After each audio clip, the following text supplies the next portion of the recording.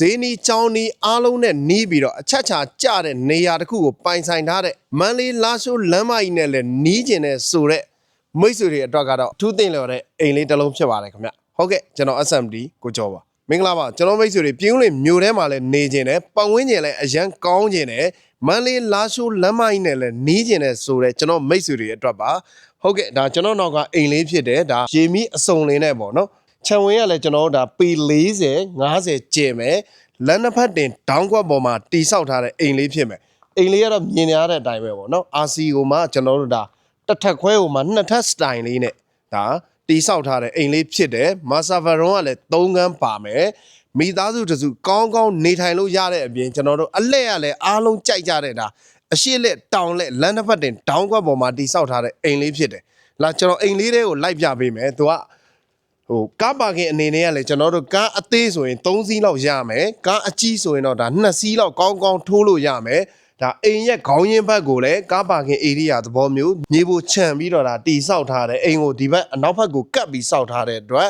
်တော်တော်လေးဒါစနစ်ကျတဲ့အနေအထားလေးရှိတယ်နောက်ထပ်သူ့ရဲ့ထူးခြားချက်ကကျွန်တော်ဒီအိမ်မိန်းတော့ကိုဒီအိမ်ရှိမျက်နှာစာကနေပတ်ပြီးဝင်ရမယ်အပေါ်မှာတော့ဒါအိတ်ခမ်းတစ်ခမ်းပါမယ်သူကမာဆာဗရွန်ဖြစ်မယ်ဝရန်နာလေးရောထည့်ပေးထားတာကိုကျွန်တော်မိတ်ဆွေတွေဒါမြင်တွေ့နေရတဲ့အနေအထားလေးဖြစ်တယ်လာကျွန်တော်အိမ်ထဲလိုက်ပြပေးမယ်တော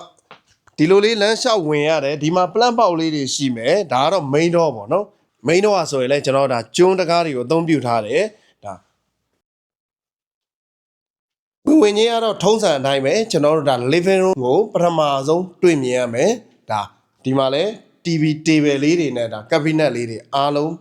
းဒါထည့်သွင်းပြီးသားဖြစ်တယ်ဒီမှာ light ကားတွေအကုန်တက်ပြီးသားဖြစ်တယ် ceiling height ကလည်းတော်တော်လေးမြင့်တဲ့အနေအထားလေးရှိတယ်ဒါဆိုအနည်းဆုံး12ပေအနည်းဆုံးမြင့်မယ်အနေအထားရှိတယ်ကျွန်တော်အောက်ကျန်းခင်းရတာဒါကိုရီးယားပါကေးအသုံးပြုထားတဲ့အိမ်လေးဖြစ်တယ်ဒါ living room နဲ့မျက်နှာချင်းဆိုင်မှာဆိုရင်ဒါ master bedroom တစ်ခန်းရှိမယ်ဟုတ်ကဲ့ဒါကတော့ master bedroom ဖြစ်တယ်ဒါ living room နဲ့မျက်နှာချင်းဆိုင်မှာ master bedroom တစ်ခန်းရှိမယ်ဒါဒီလိုက15ပေဒီလို18ပေလောက်ကျယ်မယ်အပေါ်မှာလဲစီလဲဟိုက်လဲမြင့်တဲ့အတွက်အသက်ရှူချောင်းချောင်းနေထိုင်လို့ရမယ်အခန်းတစ်ခန်းဖြစ်တယ်ကျွန်တော်9ပေလောက်ကျွေပြားပတ်ပတ်လဲကာယံမိသားဖြစ်တယ်အောက်ခင်းကလည်းကျွန်တော်တို့ဒါမလဲအောင်ပေါ့နော်ဒါကျွန်တော်တို့အောက်ကျန်းခင်းကျွေပြားတွေအသုံးပြုပေးထားတယ်နောက်ထပ်ကျွန်တော်တို့ဒါအိမ်အောက်ထပ်မှာဆိုရင်နောက်ထပ် master bedroom တစ်ခန်းကျန်အောင်မယ်ဒီမဲ့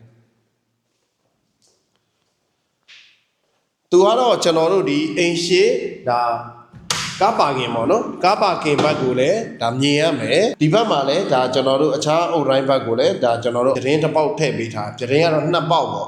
့ဒါဆိုလေဝင်လေထွက်လည်းကောင်းတယ်အလင်းရောင်လည်းဝင်တယ်ရေချိုးကအိမ်သားတွေလည်းကျယ်တယ်ရှာဝါတွေဘေးစင်းတွေအကုန်ပါပြီးသားဖြစ်တယ်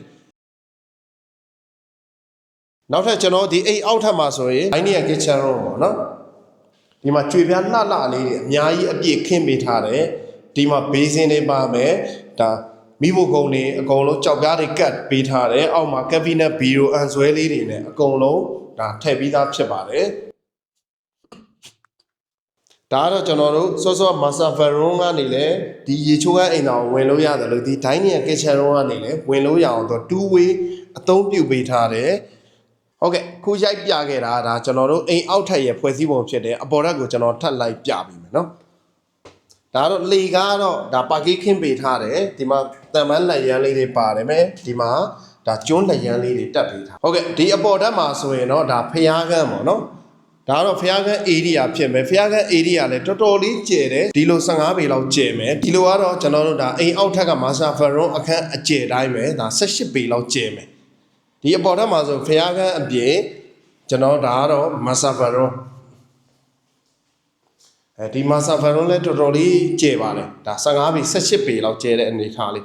ဟုတ်ကဲ့ဒါကတော့ကျွန်တော်တို့ဒါဒီအိမ်အပေါ်ဓာတ်ရဲ့ master bedroom ရဲ့ရေချိုးခန်းအိမ်သာဖြစ်တယ်ဒီရေချိုးခန်းအိမ်သာမှာလည်းကျွန်တော်တို့ဒါဘေးစင်တွေရှာဝါတွေအကုန်ပါပြီးသားဖြစ်တယ်ရေပူစက်တွေပါအကုန်တက်ပြီးသားဖြစ်ပါတယ်နောက်ထပ်ဒါကျွန်တော်အောက်ကကျွန်တော်မိတ်ဆွေတွေကိုရိုက်ပြခဲ့တယ်ကျွန်တော်ဝရန်နာလေးထွက်ပြပေးမယ်သူကဒီဖျားကန်းလေးကနေဖြတ်ပြီးမှဒီဝရန်နာလေးကိုရောက်ရှိတဲ့အနေအထားလေးဖြစ်တယ်ဒါပတ်ဝန်းကျင်မှာလည်းအိမ်ကြီးအိမ်ကောင်းနေနဲ့အိမ်အထက်မြင့်နေရောဒါ standard ရှိတဲ့ပတ်ဝန်းကျင်တစ်ခုကိုပိုင်ဆိုင်ထားတဲ့အိမ်လေးတစ်လုံးဖြစ်ပါတယ်ခင်ဗျဟုတ်ကဲ့ဒါဒီအိမ်လေးရဲ့အားသာချက်တွေအားဆိုရင်ကျွန်တော်ဒါပြည်ဦးလင်မြို့ရဲ့ရက်ကွက်ကြီး7ရေချမ်းဦးမှာလည်းတည်ရှိပြီးတော့ဒါမန္တလေးလာရှိုးလမ်းမကြီးနဲ့ဆိုရင်လည်း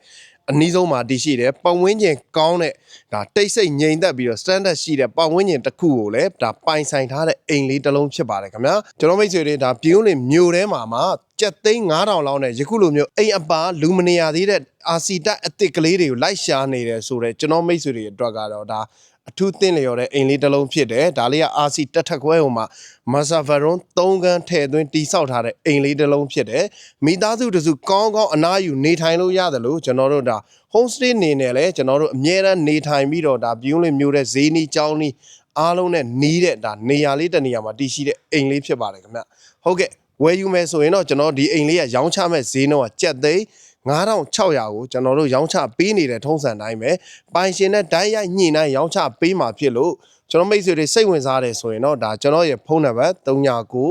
9865 9864ကိုဆက်သွယ်နိုင်တယ်လို့39 0505 2524ကိုလည်းဆက်သွယ်လို့ရပါတယ်ခင်ဗျာဟုတ်ကဲ့အားလုံးကိုကျေးဇူးတင်ပါတယ်ခင်ဗျာ